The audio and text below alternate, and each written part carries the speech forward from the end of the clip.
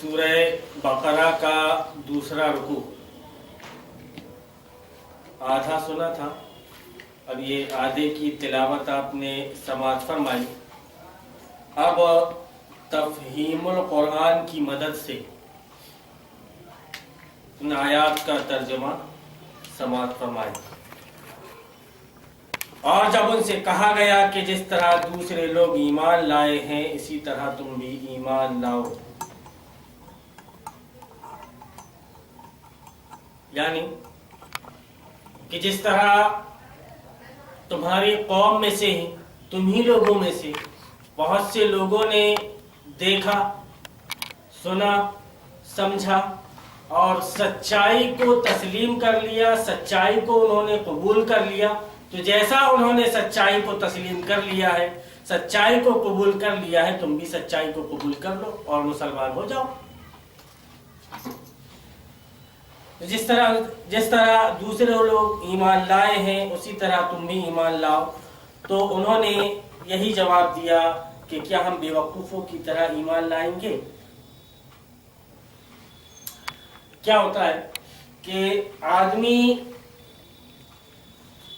جو آدمی خام خیالی مطلب اس کے دماغ میں ایک الگ ہی کھچڑی پک رہی ہے، اور جو کچھ اس کے دماغ کے اندر ہے وہ اسی کو سب کچھ صحیح سمجھ بیٹھتا ہے۔ اور جو آدمی اس کتاب مبارکہ سے ہدایت پانے کی بجائے صحیح راستہ اس کتاب میں تلاش کرنے کی بجائے اپنی جو فکر ہے اس فکر کو اس کتاب میں تلاش کرتا ہے، دو قسم کے آدمی ہیں۔ ایک آدمی یہ دیکھنا چاہ رہا ہے کہ اس کتاب میں مجھے کون سا راستہ دکھایا جا رہا ہے، اس کتاب میں مجھے کون سا راستہ دکھایا جا رہا ہے۔ کامیابی پانے والا وہی آدمی ہو سکتا ہے کہ جو یہ دیکھے کہ اس کتاب میں مجھے کیا بتایا جا رہا ہے، چونکہ یہ کتاب کسی نہ تو نبی کی طرف سے ہے نہ کسی انسان کی طرف سے ہے، یہ من جانب اللہ ہے، یہ اللہ کا کلام ہے، یہ اللہ کا کلام ہے۔ اور اللہ رب العالمین ہم سے جو بھی مطالبہ کر رہا ہے کہ تم کو کیسے بننا ہے، مطلب تم اتنے ایک گاڑی ہے بن کر کے تیار ہو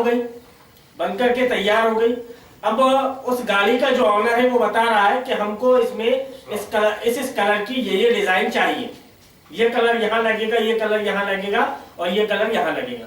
جو آنر پینٹر اپنے حساب سے کر دے تو آنر کو پسند آئے گا؟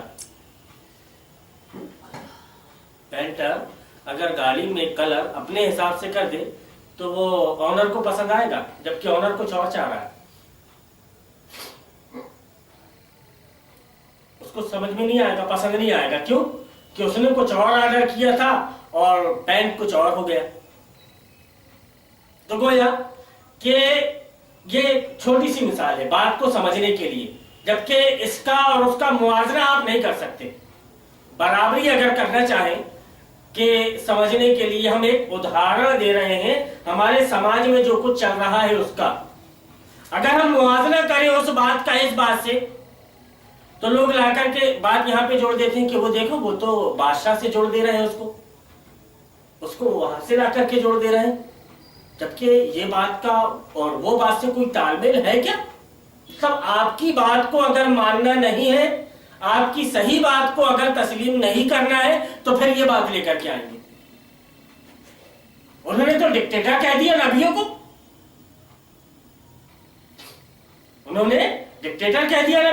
نبیوں کو، اور یہ مولوی بیٹھا ہے انہی کی تفہیم کو لے کر کے اور یہ بیان کر رہا ہے کہ وہ پینٹر سے تعبیر کر رہا ہے، بتاؤ آنر سے۔ تو کیا رہتا ہے کچھ چیزیں ادھار سمجھانے کے لیے۔ اب یہاں پہ جو سماج میں یا پھر ہمارے سامعین میں جو بیٹھے ہوئے ہیں ان کی سطح کا خیال رکھتے ہوئے، یا پھر ایسی چیز جو ان کے سامنے ریگولر ہو رہی ہے اس بات کا خیال رکھتے ہوئے کسی چیز کی مثال دی جاتی ہے۔ مثال دینے سے مراد یہ نہیں ہوتا کہ ہم اس کو اس چیز کے برابر قرار دے رہے ہیں. مثال دینے سے مراد یہ نہیں ہوتا کہ ہم اس کو اس کی برابری میں لا کر کے کھڑے کر رہے ہیں. مطلب یہ نہیں ہوتا. مطلب یہ ہوتا ہے کہ کسی چیز کو ہم آپ کو سمجھانے کی کوشش کر رہے ہیں اور اس کوشش میں لگے ہیں کہ آپ اس بات کی تہہ تک پہنچ جاؤ. اس بات کی آپ تہہ تک پہنچ جاؤ کہ مراد کیا لیا جا رہا ہے یہاں پہ. مراد کیا لیا جا رہا ہے یہاں پہ. بات کیا کی جا رہی ہے یہاں پہ. اس کی تہہ تک پہنچ جاؤ. تہہ تک کے پہنچو گے تو ممکن ہے کہ آپ اپنے آپ کو بھی سمجھ لو, اپنے خدا کے بارے میں بھی سمجھ لو کہ تمہارا خدا کون ہے اور تم سے کیا مطالبہ کر رہا ہے, یہ بھی سمجھ لو. تمہاری نیا پار ہو جائے, تمہاری گاڑی اپنے مقام تک کے پہنچ جائے. مقصد یہ ہوتا ہے. تو یہ کہ جب ان سے کہا گیا کہ جس طرح دوسرے لوگ ایمان لائے ہیں اسی طرح تم بھی ایمان لاؤ, تو انہوں نے یہی جواب دیا کہ کیا ہم بے وقوف کی طرح ایمان لائیں گے.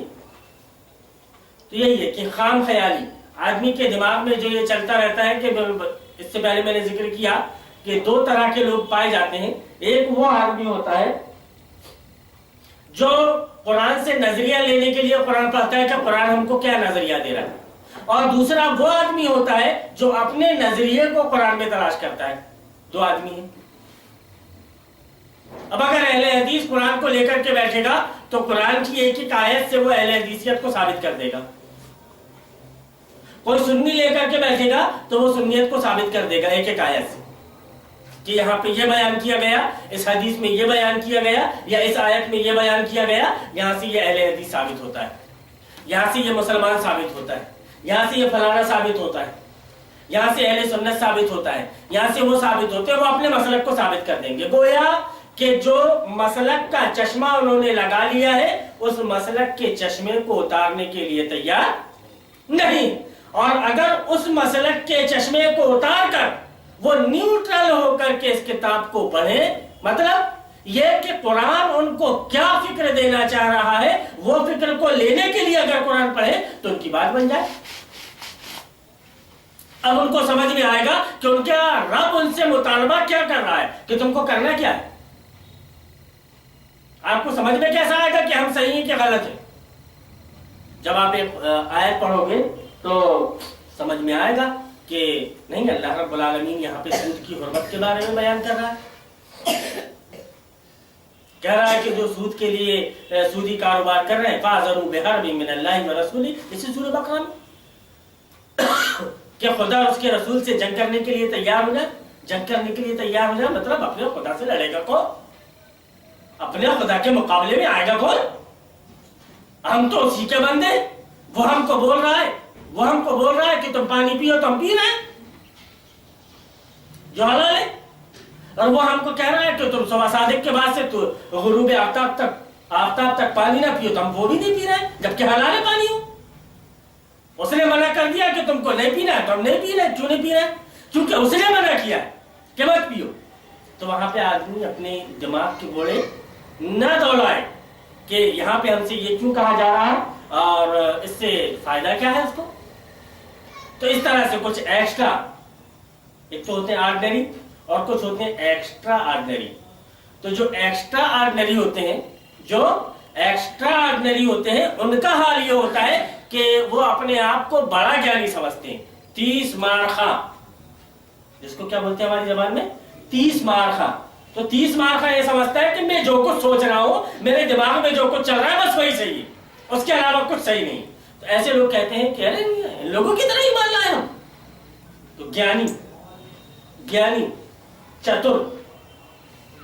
چترا کوا میلے پہ بیٹھتا ہے ہمیشہ. تو اس طرح کے جو چترے لوگ تھے وہ کہتے تھے کہ کیا ہم ان بیوقوفوں کی طرح ایمان لائیں, ان لوگوں کی طرح, یہ بیوقوفوں کی طرح ایمان لیا. ایسا نہیں ہو سکتا, ہم بیوقوفوں کی طرح نہیں ایمان لا سکتے. تو کیا جب ان سے کہا گیا کہ جس طرح دوسرے لوگ ایمان لائے ہیں تم بھی ایمان لاؤ, تو انہوں نے یہی جواب دیا کہ کیا ہم بیوقوفوں کی طرح ایمان لائیں گے. تو گویا جن لوگوں نے ان کو مسلمانوں जिन लोगों ने इस्लाम कबूल कर लिया था, यानी उस वक्त के मुसलमान, उनको वो लोग समझते थे कि यार न जन्नत दिख रही है ना जहन्नम दिख रही है, और ये अच्छी खासी हमारे खाना काबा में दुकानदारी चल रही है, और ये इसी दुकानदारी को ठप करने में लगा हुआ है, और ये बोल रहा है कि ला इलाहा इल्लल्लाह मुहम्मद रसूलुल्लाह पढ़ लो कामयाब हो जाओगे, अरब और अजम के मालिक बन जाओगे। सिर्फ इस कलिमा ला इलाहा इल्लल्लाह की बुनियाद पर अरब और अजम के मालिक बन जाओगे। लोग तुम्हारे सामने जिजिया लेकर के आएंगे, लोग तुम्हारे पास, लोगों से तुम जिजिया वसूल करोगे, टैक्स वसूल करोगे। मौलवी साहब टैक्स कौन वसूल करता है? ये कहते हैं कि हुकूमत के लिए नहीं आए थे रसूलुल्लाह, हुकूमत के लिए रसूलुल्लाह नहीं आए थे। हुकूमत अगर मतलूब रहती तो वैसी मिल जाती, हुकूमत मतलूब नहीं थी, दावत मतलूब थी। तो आप सल्लल्लाहु अलैहि वसल्लम ये क्यों बयान कर रहे थे हुकूमत मतलूब नहीं थी? तो तुमको टैक्स देंगे, अरब और अजम के मालिक बन जाओगे तुम। इसका मतलब क्या होता है मौलवी साहब? तो भैया आपसे आपकी बात को समझना नहीं है, सुनना नहीं है, आप मौदूदी के हवाले से बात कर रहे हैं, नहीं, जबकि हम हदीस के हवाले से बात कर रहे हैं। अभी बड़ा खूब चल रहा है कि वो मौदूदी ऐसा और मौदूदी वैसा और जमात इस्लामी वैसा, ऐसी और वैसी, ईरान से उनके संबंध, ईरान से उसके ताल्लुकात, और वो कौन सा ईरान का वफ्द आया था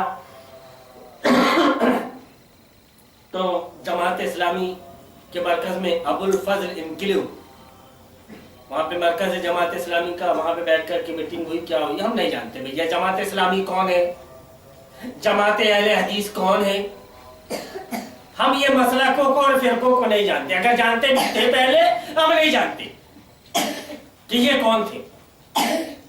हम तुमको ये दावा दे रहे हैं कि तुम खुदा के मानने वाले हो कि नहीं हो, ये बताओ। मानने वाले हो खुदा को? अगर आपका जवाब हाँ है तो फिर आपसे सवाल होगा रसूलुल्लाह को मानने वाले हो? इसके बाद में भी अगर आपका जवाब हाँ होगा तो फिर हमारा सवाल यही होगा कि वो कौन से मसलक में थे, नबी सल्लल्लाहु अलैहि वसल्लम कौन से मसलक में थे? उस वक्त तो कोई ना कोई मसलक तो मौजूद होगा ना, उस वक्त कोई ना कोई जमात तो मौजूद होगी जिस जमात में आप सल्लल्लाहु अलैहि वसल्लम थे।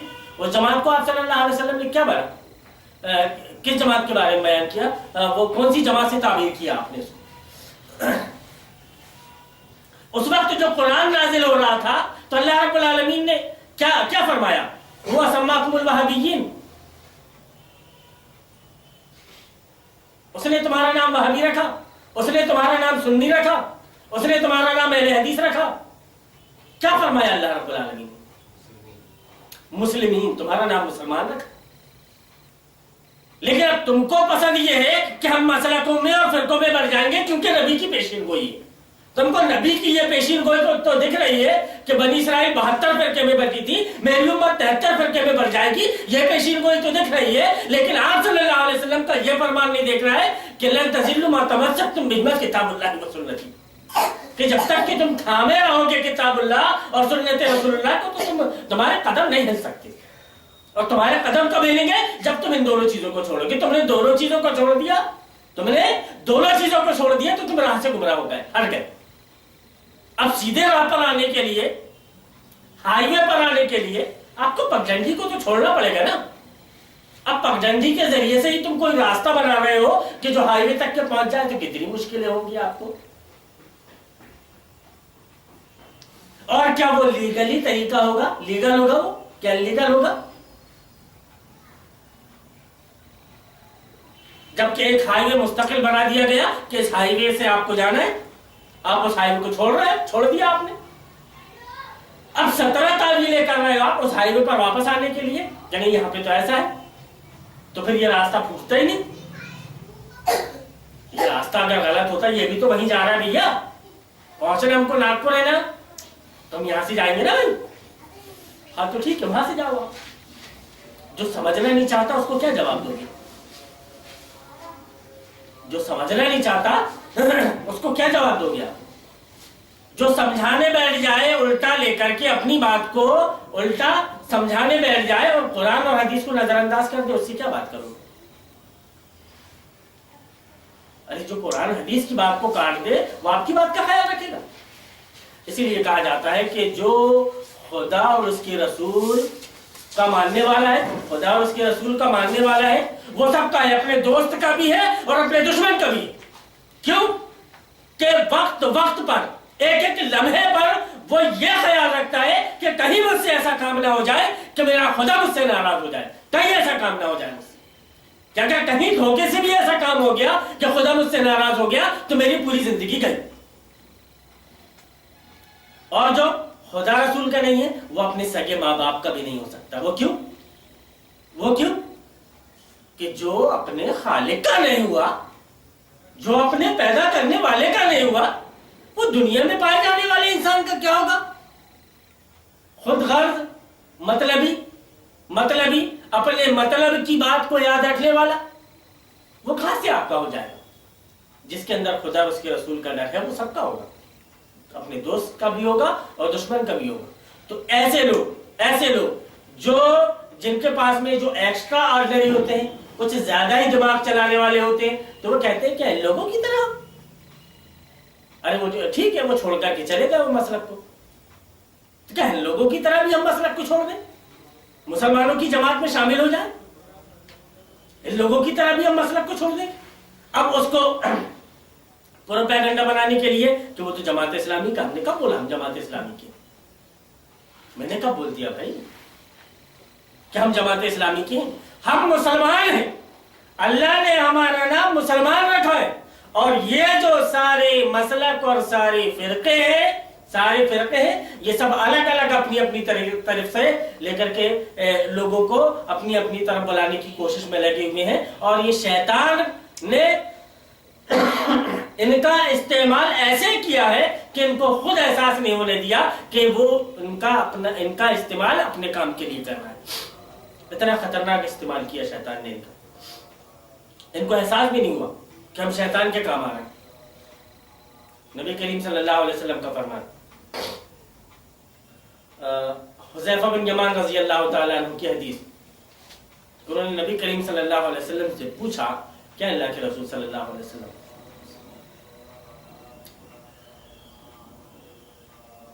कि अभी ये जो जमाना है, इससे पहले जो था वो बुराई वाला जमाना था, इसके बाद में हमको ये अच्छाई वाला जमाना मिला, क्या इसके बाद में फिर कोई बुराई होगी? आप सल्लल्लाहु अलैहि वसल्लम बयान करते गए कि ऐसा होगा, वैसा होगा, ऐसा होगा, वैसा होगा। हुज़ैफा बिन यमान रज़ी अल्लाह ताला अन्हु कहते हैं कि मैं ऐसी चीज के बारे में सहाबा किराम पूछते थे आप सल्लल्लाहु अलैहि वसल्लम से, नेगेटिव, वो पॉजिटिव, मैं नेगेटिव के बारे में पूछता था कि ये ऐसा नहीं तो फिर ऐसा कैसा? मतलब कि ये बुराई होगी तो बुराई के बाद में भी कोई अच्छाई आएगी क्या?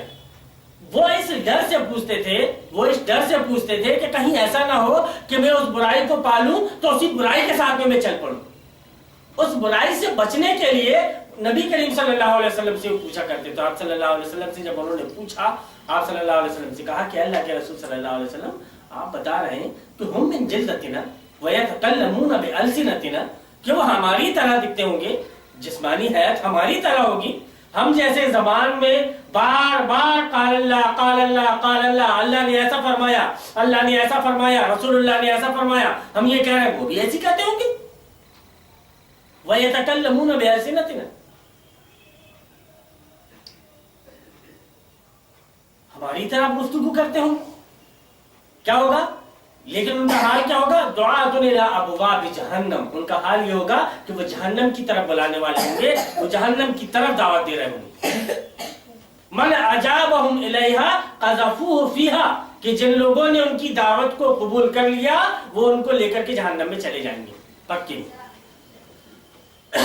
वो कैसे लोग होंगे? वो ऐसे ही लोग होंगे जो एक्स्ट्रा अपना दिमाग चला रहे हैं, एक्स्ट्रा अपना दिमाग चला रहे हैं। और उलमा की ऐसे वक्त पर बहुत जिम्मेदारी बहुत ज्यादा बढ़ जाती है कि अगर थोड़ा सा भी उन्होंने 3-5 किया, कुरान और अहादीस के सिलसिले में थोड़ा सा भी 3-5 किया या डंडी मारी उसको बयान करने में, तो अल्लाह रब्बुल आलमीन फिर उनको नहीं छोड़ेगा, उनको तो छोड़ेगा ही नहीं, और फिर आवाम को भी नहीं छोड़ेगा कि तुमने कैसे तस्लीम कर लिया, इन्होंने बताया तुमने मान लिया, तो चलो इनका ठिकाना जहां वहां तुम्हारा ठिकाना। इसीलिए इमाम गजाली रहमतुल्लाह अलैह का ये कौल है कि जैसे हांडी में जैसे नमक की अहमियत होती है, वैसी अहमियत होती है आलिम की। कितनी अच्छी बिरयानी बन जाए, अगर उसमें नमक ना हो तो, बेकार, बेमजा बिरयानी। कितना ही अच्छा मटेरियल उसमें डल जाए, नमक ना डले उसमें, तो नमक की मिसाल है ये आलिम की। अब आलिम ही अगर डंडी मारने लगे, बताने में डंडी मारने लगे, कुरान और अहादीस सहीहा की तावील करने लगे, तो फिर क्या हाल होगा? नबी करीम सल्लल्लाहु अलैहि वसल्लम की पेशीन गोई में भी वो है कि हलाक उम्मती फिल किताब वल लबन, कि मेरी उम्मत की हलाकत किताब और दूध में। किताब और दूध से मुराद क्या है? सहाबा किराम ने पूछा, आप सल्लल्लाहु अलैहि वसल्लम ने फरमाया कि यक़रऊन अल-कुरान फयतअव्वलूनहु अला गैरि मा अंज़लल्लाहु बिही अज़्ज़ व जल, कि ये कुरान तो पढ़ाएंगे, लेकिन हाल ये होगा कि उसकी तावीलें कर करके ऐसा पेश करेंगे कि जिस मकसद के लिए अल्लाह ने उसको नाज़िल ही नहीं किया। सिलसिलतुल हदीस सहीहा, अल्लामा अलबानी ने सही कहा है। पर हदीस के हवाले से बात करेंगे। अपन सुधर गए हैं, अपन मौदूदी के हवाले से बात नहीं करने के, किसी आलिम के हवाले से बात नहीं करेंगे। अपन खुदा रसूल को मानने वाले हैं, खुदा और उसके रसूल को मानने वाले हैं, तो अपन बात करेंगे कुरान और हदीस से। किसी आलिम को अपन बीच में नहीं लाएंगे। क्यों? कि हमने खुदा रसूल को माना है, अपनी जिंदगी में हमें निभाना है, तो खुदा और उसके रसूल को निभाना है। मौदूदी ने जो किया, इलियास ने जो किया, मोहम्मद बिन अब्दुल वहाब ने जो किया, या अलबानी ने जो किया, वो अपने कब्र में हिसाब किताब दे चुके। अब हमारी कब्र वो लोग जा चुके, उनका नामाए अमाल बंद हो चुका। जो कुछ बीज उन्होंने बोआ है, अगर गलत बीज बोआ है तो उसका अजाब उनको मिल रहा है। लेकिन अभी हमारे पास वक्त है, अभी हम कब्र पे नहीं गए, हमारा कब्र में जाना अभी बाकी है। कब्र में जाने से पहले हम अपनी इस्लाह कर लें, क्योंकि कब्र में हमको ही जवाब देना है। वो अपनी कब्र में जवाब दे चुके, हमको अपनी कब्र में जवाब देना है। उसके लिए हम तैयारी कर लें, कम से कम अपने दिमाग का सही इस्तेमाल कर ले, समझ जाए वक्त है अभी। लेकिन जब आंख मुंद जाएगी, आंख ढब जाएगी, हमारी ये रूह हमारे जिस्म से निकल जाएगी, तो फिर कोई चारा नहीं होगा।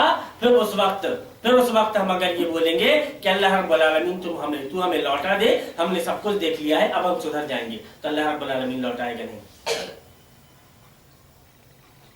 वही अल्लज़ीना युमिनूना बिल गैब,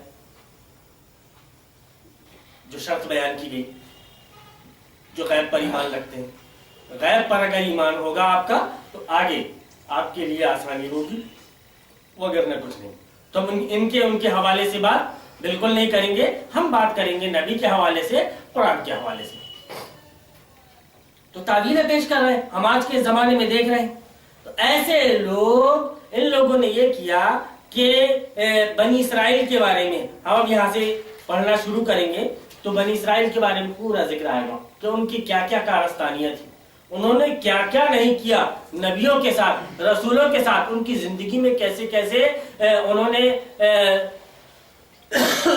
मसाइब और परेशानी नहीं उठाई।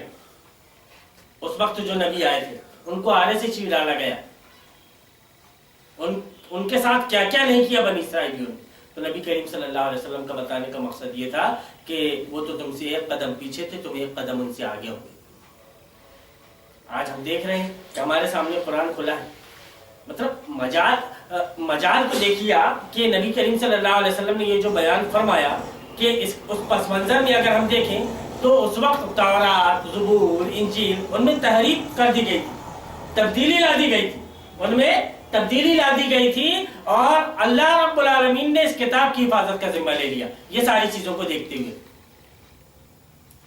उनकी किताबुल्लाह में, अल्लाह के नाजिल करदा सहीफों में और किताबों में उन्होंने तब्दीली कर दी। उसके बाद भी वो इतने बिगड़े हुए नहीं थे, लेकिन नबी की ये उम्मत इस किताब में तब्दीली न होने के बावजूद उनसे बिगड़ने में एक कदम आगे, उनसे बिगड़ने में एक कदम आगे। उसी को नबी करीम सल्लल्लाहु अलैहि वसल्लम ने बयान फरमाया कि वो 72 फिरकों में बढ़ गए थे, तुम 73 फिरकों में बढ़ जाओगे। जो बुराइयां उन बनी इसराइलियों में एक बुराई, बनी इसराइलियों में एक कौम में एक बुराई थी, दूसरे कौम में दूसरी बुराई थी, इस नबी की उम्मत में सारी बुराइयां इकट्ठा है। एक कदम आगे हुए कि नहीं? बनी इसराइलियों से एक कदम आगे हुए कि नहीं? वजह उसकी क्या बनी? क्या आपने किताबुल्लाह और सुन्नत रसूलुल्लाह को छोड़ दिया?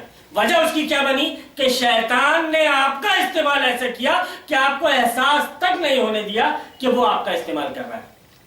पढ़वा रहा है वो आपसे कुरान पढ़वा रहा है, कुरान पढ़ रहे हो आप, उलमा की खेप पर खेपे तैयार होकर के आ रही, लेकिन नतीजा क्या है कि कोई सुन्नी है तो सुन्नियत की तरफ खींच रहा है, कोई वहाबी है तो वहाबियत की तरफ खींच रहा है, कोई बरेलवी है तो बरेलवियत की तरफ खींच रहा है, सब अपनी अपनी तरफ पका करके खींच रहे हैं। लेकिन एक नबी का उम्मती होने के नाते क्या हमने कभी ये सोचा कि हम तो एक ही तरफ रुक करके नमाज पढ़ते हैं? कोई ऐसा तो नहीं है कि सुन्नी 24 घंटे में 6 रकात 6 वक्त की नमाज पढ़ता हो और वहां भी 5 वक्त की पढ़ता हो। ऐसा तो नहीं, दोनों 5 वक्त की नमाज पढ़ते हैं, दोनों चांद देख करके रोजा रखते हैं और चांद देख करके ईद मनाते हैं, दोनों का यही हाल है। दोनों ऐसा नहीं है कि एक मशरिक की तरफ रुक करके नमाज पढ़ रहा है तो दूसरा मगरिब की तरफ रुक करके नमाज पढ़ रहा है। किबला भी एक ही, काबा भी एक ही। कोई ऐसा नहीं है कि हज करने के लिए मक्का जाता है, कोई अजमेर जाता है। हज करने के लिए तो जाते सब वही हैं, इनके यहाँ के कुछ दरबार बटे हुए हैं। कोई जाता है, कोई दिल्ली में जाता है तो कोई अजमेर में जाता है। मतलब कोई कब्रों के पास जाता है तो कोई नेताओं के पास जाता है, कोई नेताओं के पास जाता है। हालत उनकी बुरी, बद से बदतर। उलमा की कंडीशन ये कि बैड कैरेक्टर सलाखों के पीछे पड़े हैं, सलाखों के पीछे पड़े हैं। नाम तो बड़ा नाम है, खतीब दौरा है, हिंदुस्तान के मुक़र्रिर हैं, लेकिन फंस गए किसी औरत के साथ। यह हाल है उलमा का, यह हाल है उलमा का। अब जब उलमा का यह हाल है जो अवाम को दीन समझाने के लिए बैठे हैं, तो ऐसी शक्ल में अवाम के सामने कौन सा दीन पहुंचेगा बताइए आप? दोहरी जिम्मेदारी होती है एक आलिम की कि अल्लाह रब्बुल आलमीन उसको दोहरी सजा देगा, क्योंकि उसकी सबब से, उसकी वजह से एक अवाम, वो तो आलिम सिर्फ एक अकेला है, लेकिन उसकी वजह से अवाम के अंदर कई तरह के ख्याल, पूरी कौम बिगड़ रही है एक आलिम के चक्कर में, एक आलिम के चक्कर में पूरी कौम बिगड़ रही है। अब उसके बिगाड़ का सबब बना एक आलिम, पूरी कौम उसकी वजह से जहन्नम में जा रही है। तो ऐसे आलिम को अल्लाह रब्बुल आलमीन छोड़ देगा? तो नबी करीम सल्लल्लाहु अलैहि वसल्लम ने बयान फरमाया कि फयतअव्वलूनहु अला गैरि मा अंज़लल्लाहु बिही अज़्ज़ व जल, कि वो तावीलें करेंगे कुरान की, लेकिन अल्लाह रब्बुल आलमीन ऐसे को छोड़ेगा नहीं। इसीलिए नबी करीम सल्लल्लाहु अलैहि वसल्लम ने बयान फरमा दिया कि देखो थोड़ी सी भी अगर तुमने तावील कर लिया तो नबी करीम सल्लल्लाहु अलैहि वसल्लम ने मन कज़िबा अलैया मुतअम्मिदन फलयतबव्वअ मक़अदहु मिनन नार, किसी ने झूठ बात मेरी तरफ अगर गढ़ करके किसी ने बयान कर दी तो अपना ठिकाना जहन्नम में बना ले। तो कहीं अल्लाह रब्बुल आलमीन ने कितमान हक के जुर्म में, कितमान इल्म के जुर्म में नबी करीम सल्लल्लाहु अलैहि वसल्लम ने बयान फरमाया कि उलजिमा यौमल क़ियामति बिलिजामिन नार, कि उसको जहन्नम की लगाम उसकी ज़बान में पहनाई जाएगी। क्यों? कि उसने हक बात को छुपाया। तो किसी भी सूरत में हम हक बात को छुपा नहीं सकते। और जब कुरान को पढ़ने के लिए हम बैठे हैं तो अपने दिमाग का इस्तेमाल, अपने दिमाग में जो उपज पैदा हो रही है उसको कुरान में तलाश करने की बजाय कुरान क्या थिंक और क्या सोच हमको दे रहा है ये लेने की कोशिश करेंगे तो हमको कामयाबी मिलेगी। और अपनी सोच अगर कुरान में लेने के लिए बैठ जाएंगे तो हम कभी कामयाब नहीं हो सकते। तो उन्होंने कहा कि यही जवाब दिया कि हम बेवकूफी की तरह ईमान लाएंगे, खबरदार, हकीकत में तो ये खुद बेवकूफ है, हकीकत में तो ये खुद बेवकूफ है। मतलब बेवकूफ क्यों कहा इसलिए कुरान के अल्फाज में उनको बेवकूफ क्यों कहा गया?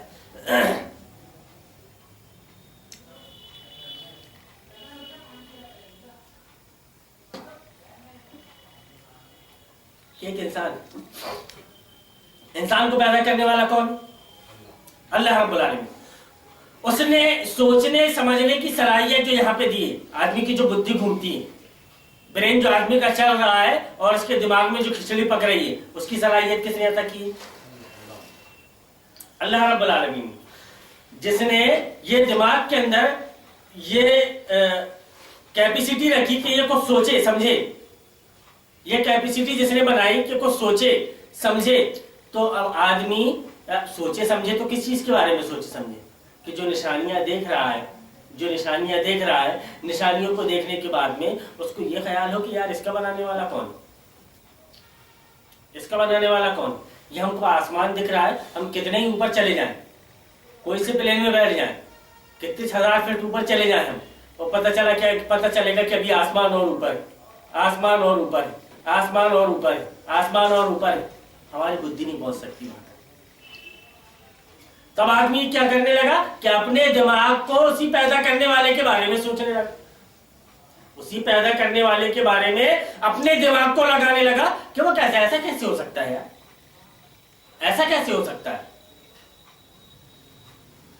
کہ ہمارا پیدا کرنے والا شیطان تو شیطان ہے، وہ آپ کے دماغ میں برابر پن کرتا رہے گا، آپ کے دماغ میں برابر پن کرتا رہے گا۔ اور اللہ رب العالمین نے نسلن بعد نسلن، ایک نسل کے بعد دوسری نسل کو، ایک نسل کے بعد دوسری نسل کو رکھا کہ یہ نسل کا سلسلہ جو چلتا ہے، اللہ رب العالمین نے انسان کو سمجھنے کے لیے یہ بھی رکھا کہ زیادہ مت بتاؤ میاں، تم کو اپنے باپ کے بارے میں پتہ نہیں، تمہاری ماں نے جس طرح ڈی این اے تو آج آیا ہے، تمہاری ماں نے جس کی طرف انگلی اٹھا کر کے بول دی ہے کہ یہ تمہارا باپ ہے، تو اس نے تم نے اس کو باپ مان لیا ہے۔ تم ماں سے ثبوت لینے کے لیے نہیں بیٹھ گئے تھے، تم خدا سے ثبوت لینے بیٹھو گے، تم خدا سے ثبوت لینے کے لیے بیٹھو گے کہ یہ کیا کر رہا ہے، خدا کے بارے میں اپنے دماغ کو لگاؤ گے، تو کہیں ایسا نہ ہو کہ تمہارے دماغ کا ایک اسکرو ڈھیلا کر دے اور تم بردہ پاگل کی طرح گھومتے پھرتے نظر آؤ، تمہاری کیفیت یہ ہو جائے گی۔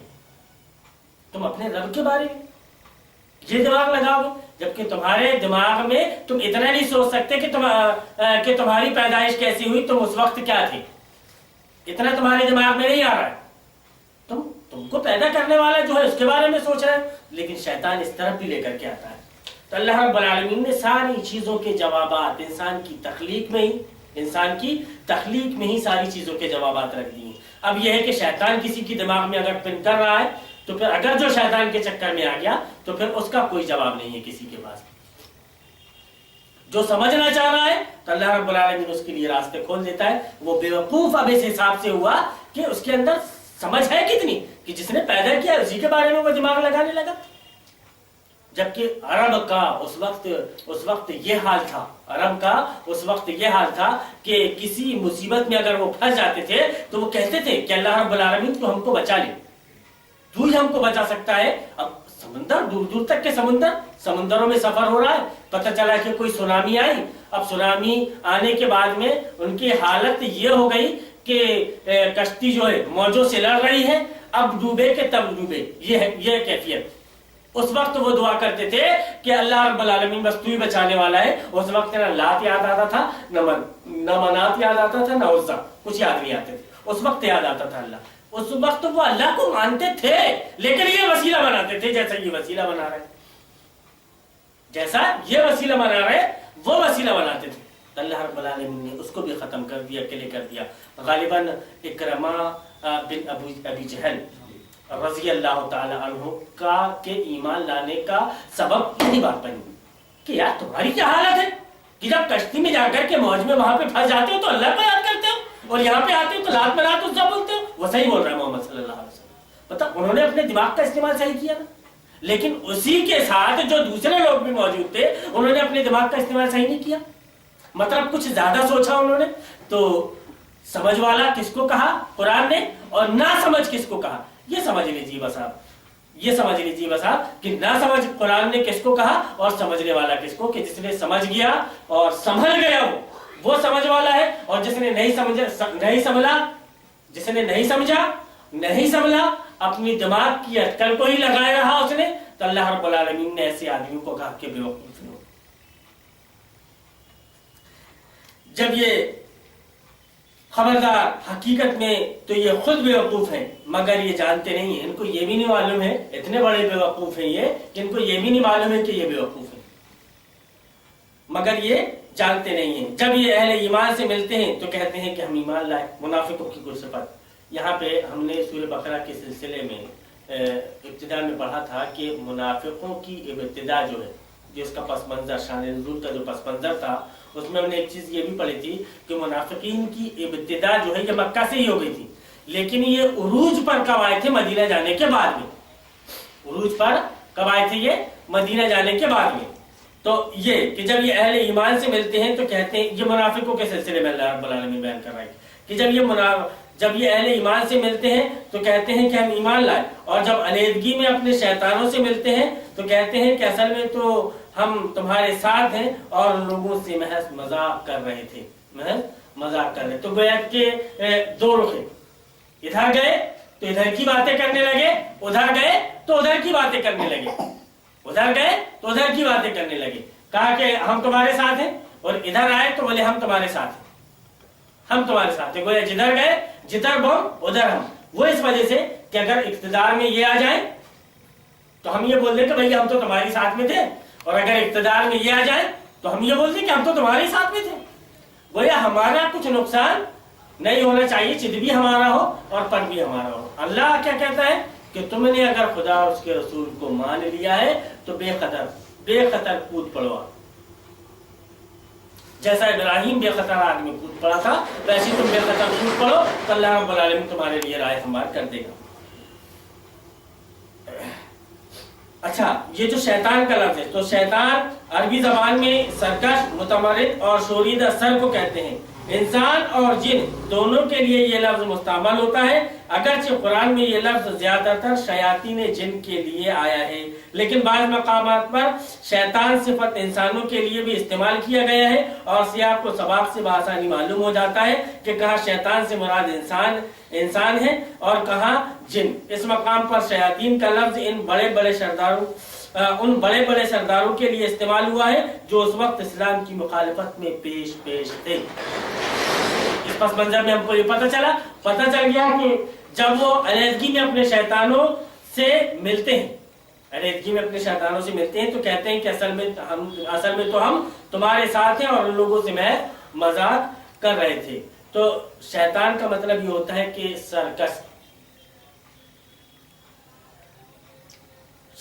मतलब खुदा और उसके रसूल का नाफरमान, बुराई करने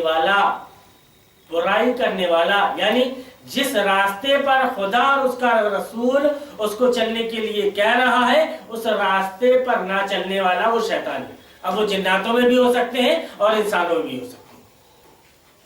अब कुरान में जहां जहां शयातीन का लफ्ज़ इस्तेमाल किया गया है, वहां वहां उसकी वजाहत कर दी गई है कि इससे मुराद यहाँ शैतान है।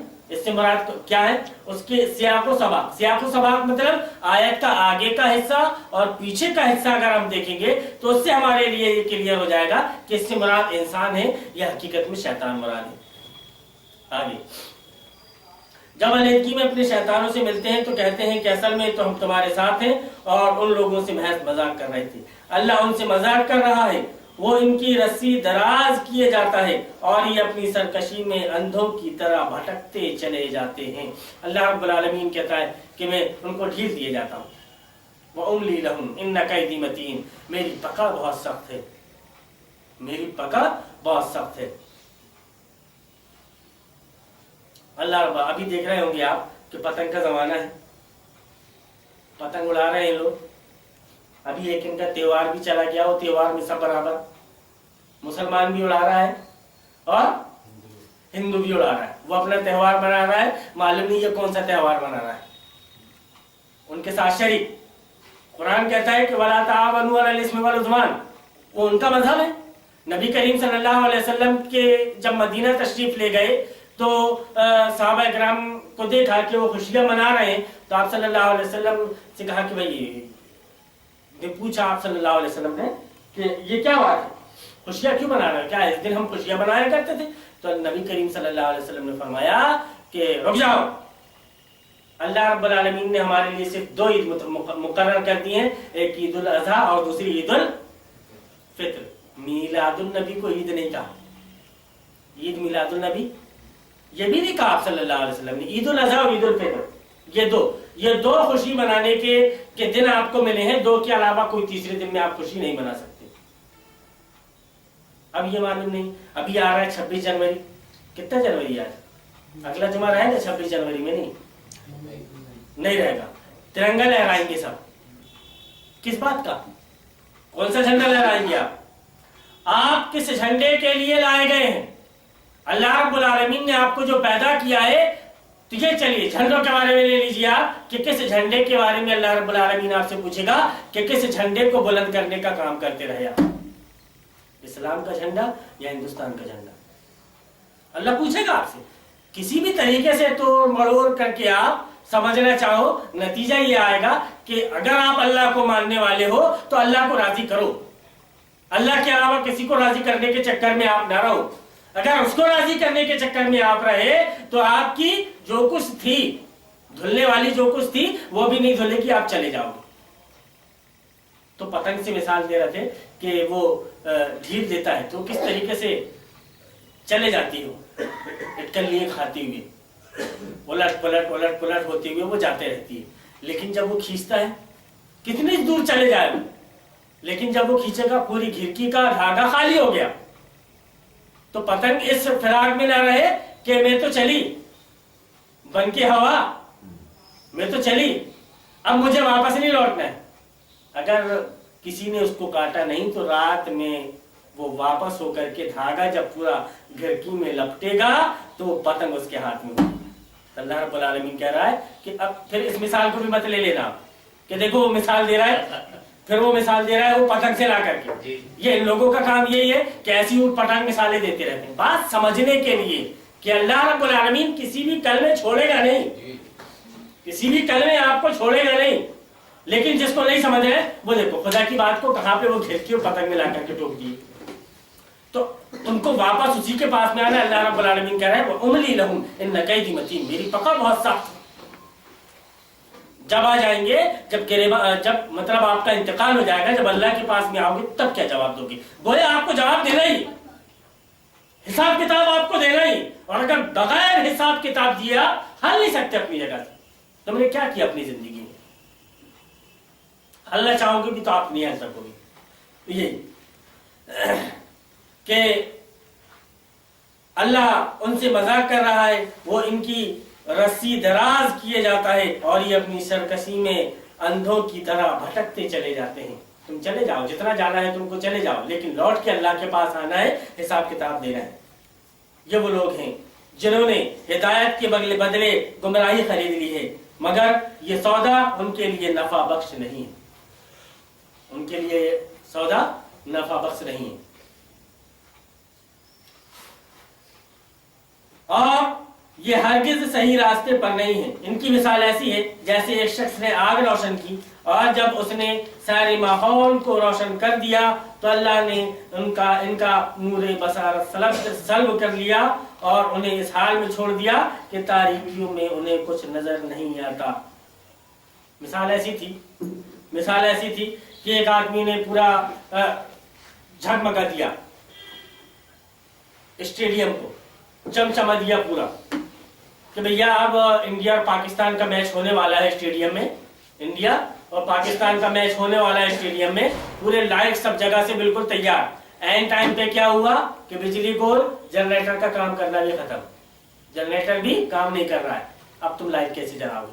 बैटरियां भी खत्म, अब तुम्हारी लाइट कैसे जलेगी? तो अल्लाह ने उनकी नूरे, अब वो चले गई। एक तो वो जनरेटर भी मौजूद नहीं है, लाइट की इलेक्ट्रिक जो है वो भी मौजूद नहीं है। ये तो दुनियावी मिसाल हो गई। दूसरी ये कि जिसने ये सब इंतजाम किया था अल्लाह ने उसको अंधा कर दिया। सब सारी दुनिया देख रही है लेकिन जिसने इंतजाम किया था वही नहीं देख रहा है।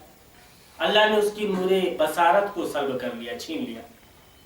इसी को अल्लाह रब्बुल आलमीन मुराद ले रहा है कि इन अपनी आंखों से हक को देख रहे हैं, अपनी आंखों से हक को देख रहे हैं। हक को देखने के बाद भी अब उनकी कंडीशन ये है कि उनको समझ में नहीं आ रहा है कि ये हक है। اب جب آنکھوں کے سامنے کسی چیز کو وہ دیکھ رہے ہیں اور دیکھنے کے بعد میں بھی ان کو حق سمجھ میں نہ آئے تو ایسوں کے بارے میں اللہ کیا کہے گا؟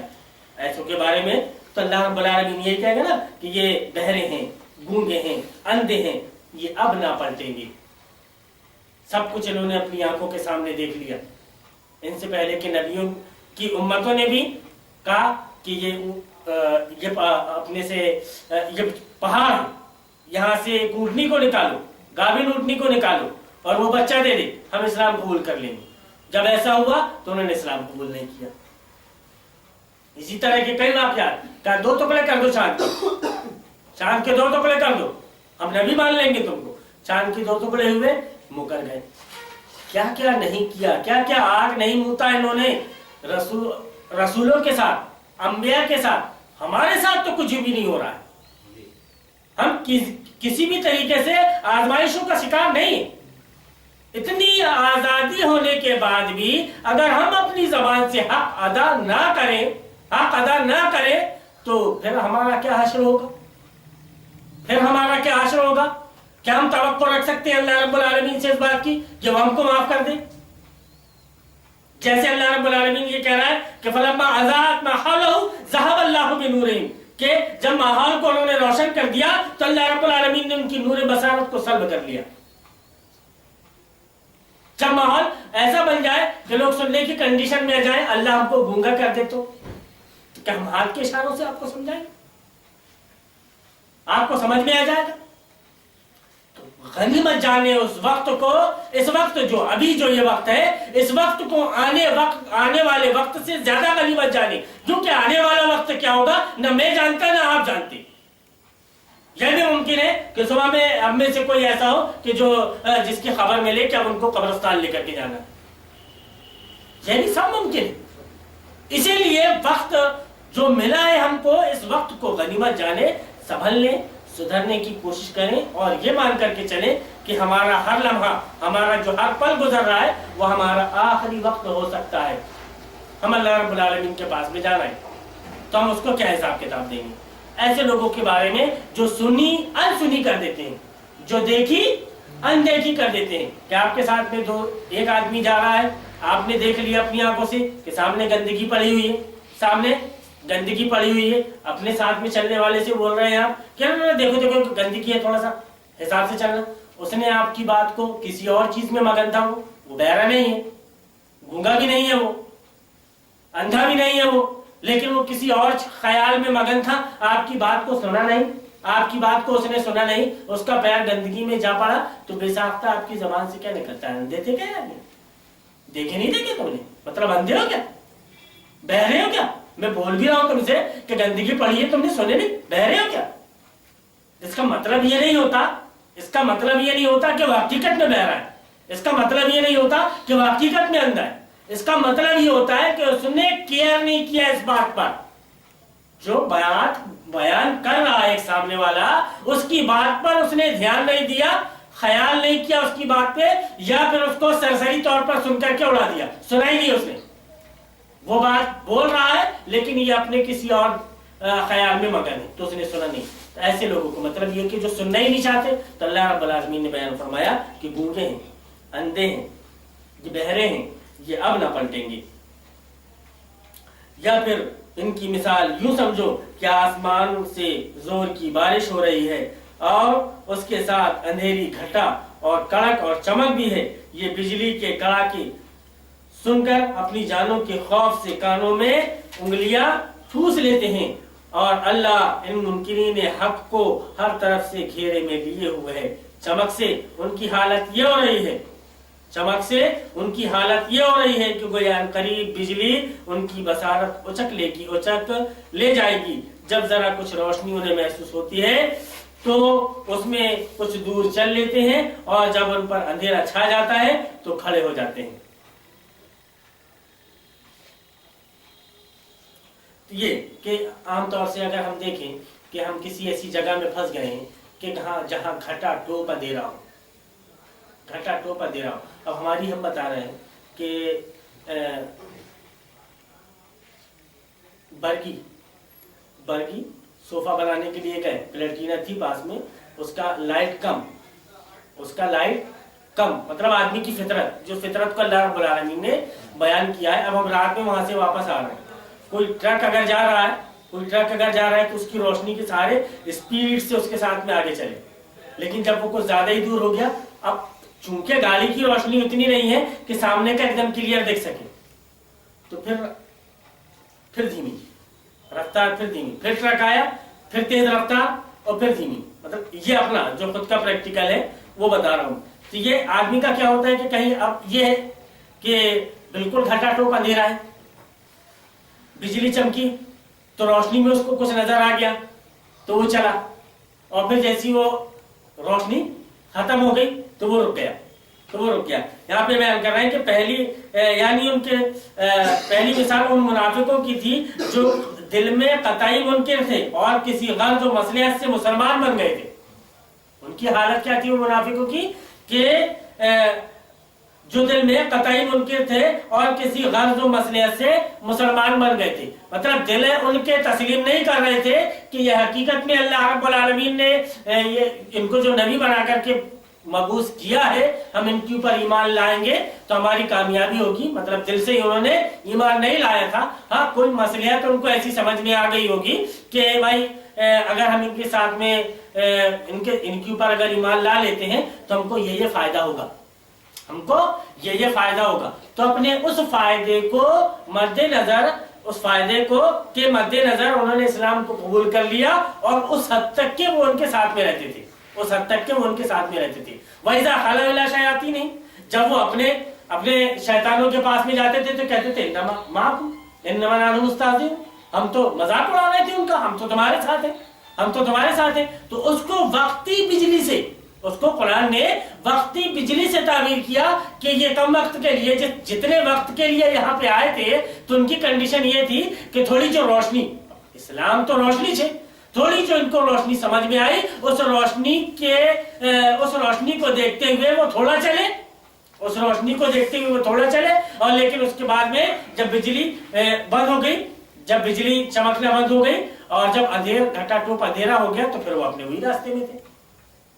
تو گویا اپنی کچھ مصلحت، کچھ مفاد کے خاطر جو اسلام سے وہ جڑے ہوئے تھے، اپنے تھوڑے مفاد کے خاطر، اس تھوڑے مفاد کو اللہ رب العالمین نے اس میں بجلی کی کڑک سے تعبیر کیا. اور یہ دوسری مثال ان کی ہے جو شک اور تذبذب اور ضعف ایمان میں مبتلا تھے. جو ایمان تو لے آئے تھے لیکن یہ تھا کہ یار یہ صحیح ہے کہ نہیں ہے، یہ صحیح ہے کہ نہیں، مطلب تذبذب، کیا ٹھیک ہے. کچھ دنوں میں آ کر کے دارالمطالعے میں تو بیٹھ گئے، سننے لگے، مولانا کو سمجھنے بھی لگے، بات سمجھ میں بھی آنے لگی، لیکن کسی نے آ کر کے جب بیچ میں پن کیا تو پھر وہ تذبذب میں پڑ گئے. ارے یار ادھر جائے کہ ادھر جائے یار. ایسا آدمی کیا ہوتا ہے، پھر وہ شکار ہو جاتا ہے ادھر کا، پھر وہ اٹھ گئے، ارے یار یہ محمد کا کام تو ایسی چیز ہے اور اس کے ساتھ میں ایسے لوگ ہیں اور ویسے لوگ ہیں. جب منافقین اٹھ کر کے جاتے ہیں تو ان کی کنڈیشن یہ ہوتی ہے. جب جنگ میں نبی کریم صلی اللہ علیہ وسلم غزوہ احزاب میں لے کر کے خندق میں جب لے کر کے نکل رہے تھے تو منافق نے اپنے ساتھ میں 300 لوگوں کو لے کر کے 200-300 لوگوں کو لے کر کے واپس ہو گئے. کہ نہیں بھیا تم جایا، مر جائیں گے تو کیا ہوگا، مر جائیں گے تو کیا ہوگا، ہمارے بال بچوں کا، بیوی بچوں کا ہمارا کیا ہوگا. ان کا خیال رکھتے ہوئے واپس لے کر کے چلے آئے. تو جو ضعف ایمان کے ہوتے ہیں، کمزور ایمان کے ہوتے ہیں، جو تذبذب میں رہتے ہیں سوچ و فکر میں کہ یار ہم کریں یا نہ کریں، کیونکہ آدمی کوئی بھی کام کرے تو شیوری کرے. بھائی آپ کسی بھی چیز کو پہلے اچھی طریقے سے سمجھ لو کہ یہ ایسا ہے، ہم کو ایسا کرنا ہے. کسی بھی چیز کو اگر آپ نے اچھی طریقے سے سمجھ لیا ہے، اب اس کے بعد میں آپ اس کو کر رہے ہیں تو آپ کو نہ تو نقصان ہوگا نہ اس کام کو کرنے میں آپ کو پریشانی ہوگی. لیکن آپ نے کسی چیز کو سمجھے ہی نہیں ہے اور بغیر سمجھے بوجھے پورا انجن اتار لیا آپ نے، ایک کے بعد ایک بولٹ، بس بولے بولٹ تو کھول نہیں ہے، ایک کے بعد ایک بولٹ کھول لیے. اب انجن کسنے کے لیے بیٹھے تو یہ بولٹ پہلے ڈالنا تھا کہ یہ بولٹ پہلے ڈالنا تھا، یہ بولٹ کو کہاں ڈالوں، یہ پیکنگ کہاں لگاؤں تو وہ پیکنگ کہاں لگاؤں، سوچنے میں لگے ہوئے آپ. تو اسی طریقے سے انہوں نے کیا ہوا تھا کہ اچھی طریقے سے سمجھ کر کے اسلام کو قبول نہیں کیا تھا. ایک تو وہ یہ تھے کہ کچھ مفاد کے خاطر اسلام کو قبول کر لیے تھے، اور دوسرے وہ تھے کہ جو تذبذب میں تھے کہ یار یہ صحیح ہے کہ یہ صحیح ہے. دوسری مثال ان کی ہے جو شک اور تذبذب اور ضعف ایمان میں مبتلا تھے. کچھ حق کے قائل بھی تھے مگر ایسی حق پرستی کے قائل نہ تھے کہ اس کے خاطر تکلیفوں اور مصیبتوں کو بھی برداشت کر جائیں. تکلیفوں اور مصیبتوں کو بھی برداشت کر جائیں. اب تاریخ اٹھا کر کے دیکھ لیں, تاریخ میں آپ نظر دوڑا کر کے دیکھ لیں, اللہ رب العالمین نے جتنے بھی لوگ آ کر کے چلے گئے ہیں, اللہ رب العالمین نے ہمیشہ امتحان اپنے نیک بندوں سے لیا. امتحان ہمیشہ نیک بندوں سے لیا ہے. اگر آپ دیکھو گے تو قارون سے امتحان نہیں لیا, اس کو تو خزانے عطا کیے. شداد سے امتحان نہیں لیا اللہ رب العالمین, جبکہ جس دن وہ پیدا ہوا تھا اس کی ماں اسی دن چلے گئی تھی. بعد میں کنڈیشن یہ بنی کہ اس حالت میں آ گیا تھا وہ کہ جنت بنوا بیٹھا تھا دنیا میں. امتحان اس سے نہیں لیا, رسول اللہ سے لیا. امیہ سے امتحان نہیں لیا اللہ رب العالمین نے, بلال سے لیا. بلال سے لیا. مطلب آدمی کو جس سے امید ہوتی ہے اسی کو آزماتا ہے آدمی, اور جس سے امید نہیں ہوتی ہے اس کو نہیں آزماتا. تو یہی ہے کہ بھائی اب آپ نے ایمان لے آئے ہو اللہ پر, آپ نے اللہ پر ایمان لے آئے ہو, اب دعویٰ کر رہے ہو آپ کہ میں اللہ پر ایمان لے آیا, تو اللہ تو آپ کو آزمائے گا. اب آپ اس کے لیے تیار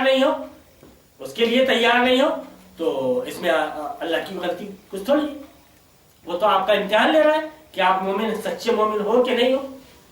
آپ کی ایمان کا امتحان لے رہے ہو. ابراہیم کے ایمان کا بھی امتحان لیا تھا کہ آگ جل رہی ہے, ابراہیم کو ڈالا جا رہا ہے, اس نے امتحان لیا تھا اس کا.